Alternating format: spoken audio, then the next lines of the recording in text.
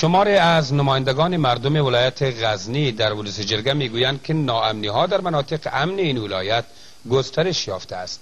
این در حالی است که چند پیش طالبان با صدور اعلامیه کارمندان دولت را در این ولایت تهدید کردند تا از کار در نهادهای دولتی دست بکشند.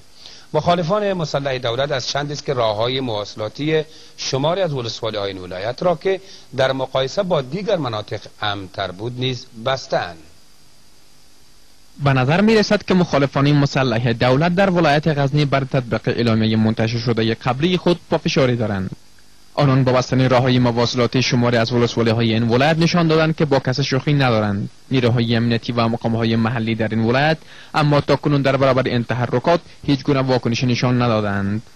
در تصادر اقدام طالبان مسلح شب گذشته وارد منطقه زردالو بخشی از ولسوالی قره‌باغ این ولایت شدند. آتش زدن دو مکتب ولد و کوب مردم حاصل این تحریک. زمانی که وزارت داخلی افغانستان در جریان قرار داده وزارت داخلی افغانستان هیچ گونه اقدامی در این مورد انجام نداده. خوب است که اگر از آدرس ولس جرگه افغانستان مسئولیت عموم همین مشکل جدی‌تر مطرح شود، گرچه مقام ولایت غزنی تلاش داشته بوده در جریان چند روز گذشته تلاش‌ها توسط مقام ولایت غزنی در جریان بوده، ولی متاسفانه از طرف مقامات والایی خصوصا وزارت داخلی افغانستان در این مورد هیچ گونه اقدامی چشمگیری صورت نگرفته. با گفته خانم رضایی، طالبان مسلح وسایط شرکت جاده سازی که در حال نوسازی جاده 3 ولسوالی ولایت غزنی است را نیز با خود بردند. ولسوالی قره‌باغ از جمله ولسوالی هایی است که در این اواخر فعالیت مخالفان مسلح دولت در آن بیشتر شده است. فعالیت مخالفان مسلح دولت در ولایت غزنی مانعی از بازسازی این ولایت شده است.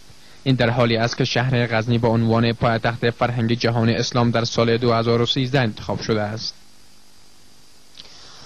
و اما نرخ تبادله پول افغانی در مقابل برخی از اسعار خارجی و همچنین وضعیت هوای کشور و پایتخت را با هم در جدول می‌بینیم.